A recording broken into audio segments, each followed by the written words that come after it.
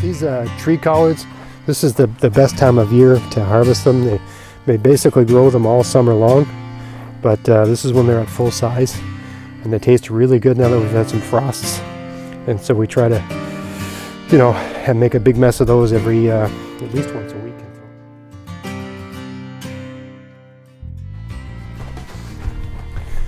Hey, it's Greg here with MaritimeGardening.com, and I thought I'd do another one of those garden tours brought to you by Vessi Seeds. Almost all the seeds in my garden this year were provided by Vessi Seeds, my sponsor.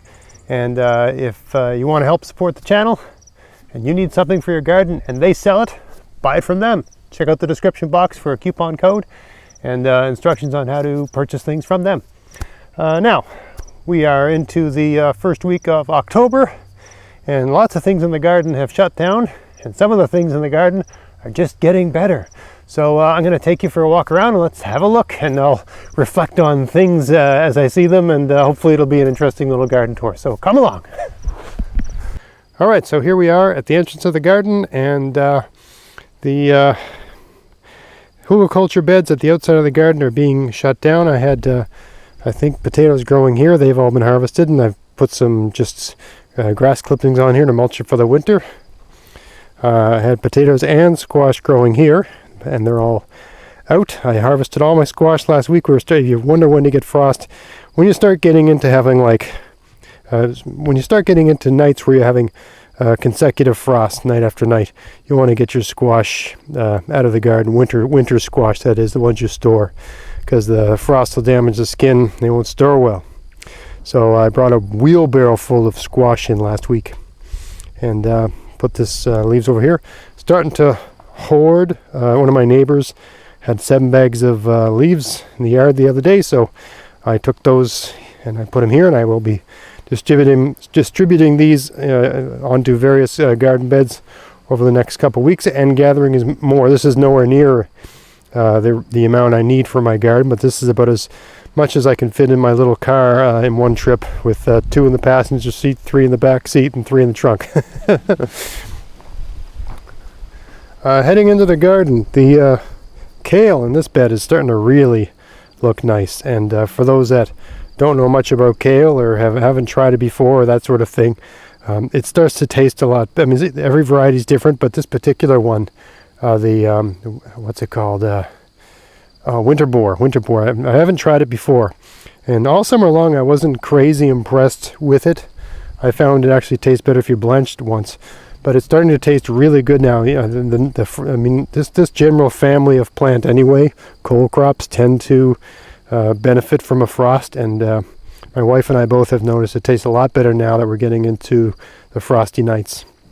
And I've mentioned this before, but I hadn't shown anyone, but this is a red Russian kale plant that just literally grew like a weed along the edge. I must have dropped a seed here or something, and it grew in the sand. As I've said, the sand is not a perfect weedless mulch. I found it to be at least on par with wood chips, better in some ways and not as good in others, but I'm certainly not going back from it. Anyway, yeah, I got kale here. A kale here, and strangely there's hardly any slug damage at all in these kale. Now remember, this isn't, even though it looks like these kale are growing in sand, you go down about 3 inches and there's soil that's been mulched with wood chips for years, right? So it's good soil underneath the sand, and that's what these roots are in. They're not growing in sand, they're growing in really good soil. It just happens to have a couple inches of sand on top, which is why I need to make the sand a bit deeper one of these days when I get some time. Anyway, sands, I think it's relatively slug proof. They probably don't like crawling over it. Anyway, these kale are looking good. And what else? People have asked about my corn. This corn did not do well this year in this spot. I mean, generally speaking, I'm challenged to grow corn here in my garden anyway. I've had good years and I've had bad years. But these sort of raised beds, I just don't think they have enough water for corn. I've had better luck growing them in the beds that grade around here. They get the same amount of sun, and this is good soil. I mean, look at the kale. If this was bad soil, I wouldn't be getting nice, big, beautiful kale like this, nice and green, right? It's just the The fact that it's raised, I think, is just a lack of moisture here. So I don't think it's got anything to do with nitrogen. People that are unaccustomed to being in a growing zone with frost, you want to know what frost damage looks like. The leaves go all black like this. Right? This isn't blight. These tomatoes have been hit with frost. Also, you can see the tomato. It starts to get this sort of translucent appearance. This tomato's been ruined. See, this side, no frost damage. This side has the frost damage. Right? We had guests over one night, and I forgot to. We're just having a really good time, and I forgot to cover the tomatoes that night, and I lost a whole bunch of them in this garden. Some of them are okay, but some of them are wrecked. Basically, the ones that are underneath all this stuff are okay, but the ones that were on top got a dose of frost, and really there's not much you can do with them. You can make green tomato chow, I guess, but I got plenty of green ones that are unaffected by frost to make green tomato chow from. What else? The strawberries, these Seascape strawberries. For those that don't know about different varieties of strawberry, still producing some nice red strawberries. I mean, they're slowing down, but they're still producing. This kale bed is doing great, where the tripod is. Two different varieties. I have to say that having grown these two varieties, I do prefer the sort of white Russian or Siberian or red Russian kale to this one. This one's okay. It's good. It's certainly more pest. I found this one to be more pest proof. Of these two, I found this kale, this red Russian type, to be. I like the taste better. I can't speak to having it in a salad. I like them cooked. I find this more flavorful in a cooked kale type thing. I just cook them the way you cook collard greens. But they are more pest prone. I found these winter boar kale to be a little bit better at shrugging off the slugs and stuff like that. Might be the texture of the leaves. I don't know, but certainly more pest proof. Another observation this year. This is the first year in my garden that for these kind of crops, I didn't use any BTK at all. I've seen a couple those white, what they call it, the small white, it's like a green caterpillar, a white butterfly that puts eggs on your cole crops, kale, kohlrabi, collard greens and stuff like that, and the eggs become a green caterpillar. I've seen hardly any of those around, and I have not had to use the BTK bacteria treatment on these at all this year. It's the first year. And, I don't know why exactly. It may be that it was just a really good year and just not basically a bad year to be that thing. Or it may be that, according to the permaculture idea, that I just got more and more over time of the kind of predator insects that eat those things. I've been using, I basically use only 3 different kinds of pesticides in this garden. Slug bait, Safer's slug and snail killer. I use a general spray called, it's a pyrethrin-based insecticidal soap called Safer's Endol, and I use BTK, which is a bacteria that has a very, very short life on your plants, and they're provided by another one of my sponsors that sponsors the podcast. They help pay for the cost of putting that up. But this year I found, and every year when I've used these things, I've only used a little bit, and I use it a certain time of year when things seem really bad, and then I stop using it as soon as I don't seem to need to use it, because I've always wanted to encourage. I don't want to be the only thing killing pests in the garden. I want, predatory insects, and birds and things like that to come in and take those out. And this is the first year. I'm in my very, very first year claiming this whole space. I didn't use everything. I didn't use anything, and everything worked out fine. The very next year, I had every kind of pest you could imagine: slugs galore, flea beetles, and all these bloody, white butterfly cabbage things. Really, really bad. It got bad every year. So I started using those things, but I'd only use it sparingly. I would still allow all of those pests to exist in the garden and to attack my foliage. I would just use those things to knock it back and preserve the yield, right? Preserve the yield a little bit. And my thinking was that, if they're around, the things that eat them are going to be around.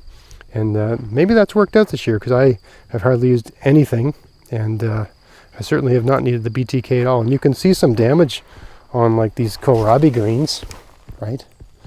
There's some damage on them. But look at the kohlrabi. I mean, it's a kohlrabi this size of, it's almost the size of a volleyball. And all my kohlrabi are really, really good size, big, fat, round kohlrabi. I'm going to make some soup for supper today. And I'm going to put one of these in the soup. It's about all I think they're used to. I really like the kohlrabi greens, but the actual root, and lots of people I know, now that I've said I'm not a fan of them, people are going to make all these suggestions on what to do with them. But remember, it's not just me. I mean, basically, if I grow in a whole bunch of stuff, it's going to be something my whole family will eat. So they seem to not mind it as a soup ingredient. These tree collards, this is the best time of year to harvest them. They basically grow them all summer long, but this is when they're at full size, and they taste really good now that we've had some frosts. And so we try to, and make a big mess of those every at least once a week until freeze up.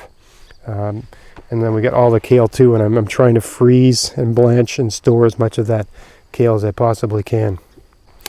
Over here, next to that kale garden, I've got lots of carrots growing here, and got a crazy amount of this Vietnamese coriander. In this cold frame where I was growing tomatoes, I just got them covered with this blanket, and I guess I better harvest some of these because I got some ripe ones in there. Right? I find this time of year it's a challenge to keep up with things because you got these frosts. It's just nights you just have to spend the whole night doing stuff. My favorite thing to do with these kind of tomatoes is to, I like to have them in tomato sandwiches, and I like to make a lot of soup with like a tomato-based sauce. A lot of people just can their tomatoes, and I do a bit of lacto-fermenting tomatoes. But really, I'll take a whole bunch of them, like a salad bowl full, and just cut them and put them in a big pot and just cook them until they make like a tomato soup sort of thing. And then I'll just add a whole bunch of vegetables and some broth and stuff like that and make a big soup out of it. And we can freeze it. I'd rather just freeze a ready-made soup than freeze a bunch of tomatoes, but it's just me. It's a ready-made meal. The peppers are all done, and the peppers in the cold frames are done. The trees seems to have survived the hurricane. I have them tied up to be standing again, and they got some decent apples this year. The apples aren't without some blemishes and some scab, and I didn't use any product to treat these, but they're still fully edible. Just the peels look a bit. They're not anything you'd take to a market to sell, but they taste good, and they're good to use for cooking as well. But I've been eating them. They taste good. Got a half decent apples this year on the apple tree. This is really its first year producing, a decent yield. So not bad. This is where I was growing my beans and my peas, and this garden's done. Needs to be taken down for the year. I still got some things growing here. I got some the lettuce for those that saw me plant this lettuce around the middle of August, this is the size it is now. So I point that out because, if you want to have a fall crop of lettuce, you don't plant it at the end of August, and you don't plant it at the beginning of September, at least in this part of the world where I live. You don't plant it at the end of August, and you don't plant it at the beginning of September. You plant it at the middle of August at the very latest, and preferably at the beginning of August. For me, really, if you want to use a phenology sort of approach, you start planting your fall lettuce when you start picking your potatoes. When you start picking your first potatoes in the summer, like at least for where I live here, when your first potatoes come out of the ground, when your first potato plants are mature and the potato plant's dying back and you can actually harvest potatoes, that's when you should start sowing your fall greens, your lettuce and your spinach and stuff like that, if you want to have anything before it gets too cold for stuff to grow, right? Anyway, I still got my salsify in here, and I'm going to leave it a good deal longer until we've got some more frost. These parsnips look kind of dead and forlorn, but they're still growing. This is just the way they're reacting to the frost. But they're still growing and they're still improving, so I'm just leaving them. These eggplant are all harvested and dead. They're done. The cucumbers are done. The zucchini, you can see the frost damage on these, like they've just been nuked, right? But the zucchini are done. I still got a few in there that might be okay to harvest, right? I should probably harvest those and have them with supper tonight. Yeah, there's still some zucchini kicking around, but the plants are done. This Swiss chard looks great, and Swiss chard's really good this time of year. It continues to grow this time of year, and it tastes really good this time of year, and I love it. Whenever we have fish for supper, for some reason I like to have Swiss chard with fish. I also like to mix it in with kale. Here's some more greens that I planted in late August, just to show you how, little. Right, this is cilantro that would have been planted like maybe the second or third week of August. You can see how little it is, right? It hasn't grown that much. Should have planted it sooner. Same with all the lettuce. Lettuce just a few inches high. Now, this isn't a great spot. This is kind of a shady spot. Doesn't get a lot of sun, so it's less than ideal. You see this little spinach growing here. I don't expect much out of this garden before things... We probably got another couple weeks before it starts to get really cold and things just stop growing. And yeah, I can affect some sort of micro... If I can get around to it, I'll try to affect some sort of microclimate over these and see what I can make happen over the course of the winter months, but I'm not expecting miracles here. We'll see what happens. All my beets pulled out of the ground and harvested, and I'm cooking them and doing stuff with them, and man, there's nothing like roasted beets and pickled beets. I love beets. Should have planted more. I wrote one of my list of things to do for next year, plant more beets. Can never have enough. Store really well. Cucumber garden is totally dead, and it's overrun by vetch. It's be a really good time. And very little of the vetch in this garden has gone to seed, has gone to flower. So there won't be any vetch, basically all the vetch seeds have germinated. Whenever I saw a vetch flower, I would pull it and throw it out. So really it's just putting nitrogen in the soil. I'll cover this whole thing with some paper bags and cover it with leaves, and it'll be, ready to go for next year. It'll just rot out. I should do that really soon, actually, maybe today. More carrots here. No point in harvesting all your carrots. I mean, for me, you might as well leave them in the ground. They're still growing, so leave them in the ground for as long as you can and let them continue to grow, and all those successive cold nights and frosts will just make them taste better and better. I don't pull it for where I am, because the ground isn't at risk of freezing yet. I don't pull these all out of the ground until sometime in November, when I start becoming concerned that they're never coming out. And in the last few of these garden videos, I've tried tasting my grapes, so I can see that some of them are starting to change color here. Let's see what this sort of purpley one tastes like.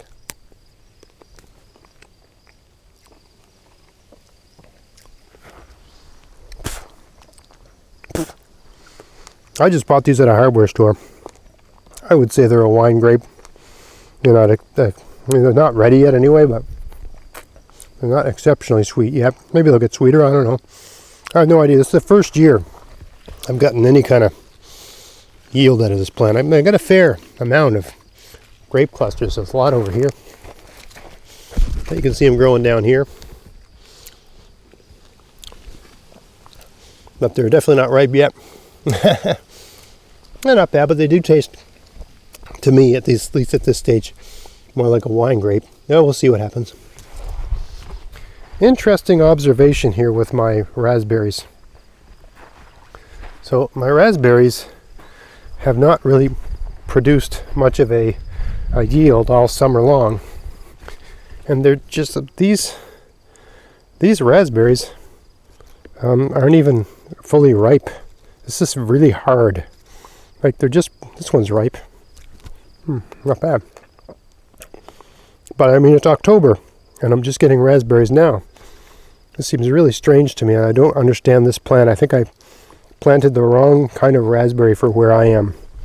I need something that comes on in July, August, not October. So, yeah, I'm not quite sure what to do with these. Maybe next year they'll be better, but I mean, this is the highest they've ever been, and the most sort of fruit they've put out. but they're all putting their fruit out at the wrong time of year. I'm unaccustomed to raspberry plants putting out fruit in October. This seems strange to me. And a lot of them are still like this, unripe, not ready. And it's not the soil, because I've grown different things in the soil, and it's productive soil. And you can see there's, they're competing with weeds and stuff like that. And you get the odd one with, some decent looking raspberries, but they're just all over the place. And there seems to be no rhyme or reason to why they've come on so late. I don't get it. And this is the first year they've produced anything. Every other year they haven't even done this. They've grown bigger and better this year than any other year. But still, way too late. And this is when blackberries come on. Usually the blackberries are like a September thing. Why am I getting raspberries in October? Anyone knows a lot about raspberries, hit me with your comments. I'm curious to know. I think these might be an ever-bearing variety. They seem to put out some really early, but they don't amount to much. I'm not quite sure what to do. I'll be honest, I really don't know what to do. And here we are outside the garden enclosure, and just about everything here is shut down. Just a couple things kicking around. I got a little bit of potatoes left to harvest in this bed here. See how I threw the bed, the adjacent bed had all these squash vines. So to protect the potatoes, I just threw all the squash vines on top of the unharvested potatoes. I'll get to them when I've got the time. This garden had potatoes in it, and I just harvested all the potatoes and mulched it up good for the winter. That bed's put down and done. Just grass clippings. This is a squash garden. I haven't done anything with it. All I'm going to do is throw a bag of leaves on it and leave it. That's the master plan. This was a garlic bed, so all I got to do is, there's a tomato plant there, but it's been hit with frost and stuff like that. It's pretty much done. So all I got to do is just pull the few weeds that are on it, and mulch the thing for the winter. Not much to do here at all. 5 minutes of work and this bed's done. A couple of onions to pull in this one here. Other than that, this garden's done.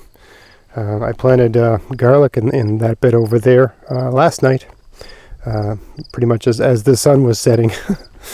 And here I got just a couple things, a garden to put down, and the tomato garden here where the tarp blew off. A few tomatoes left to harvest. I got a lot of tomatoes. Remember, I started all my tomatoes outdoors this year, no transplants.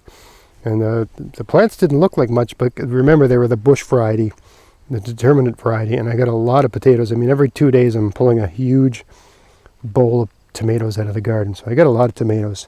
Totally happy with my results this year. I got all the tomatoes I can handle.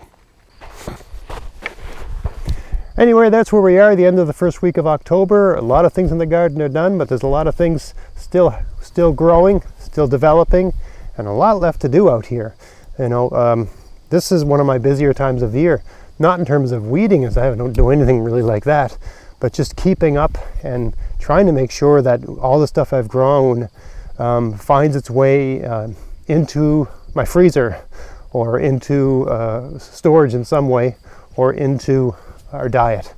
I've mentioned this lots of times, and one of the great things about having a large garden is it drives your diet. I got to eat all that. I got to eat this thing. I got to eat that thing. It forces you to eat a ridiculous amount of vegetables and really to adopt a far more plant-based diet, which is very healthy and very cheap when you're getting it like this. So I hope you found that video interesting. If you did, please like, share, subscribe. Check out my podcast, maritimegardening.com. And until next time, get out there, get at it, have fun in your garden. Thanks for watching.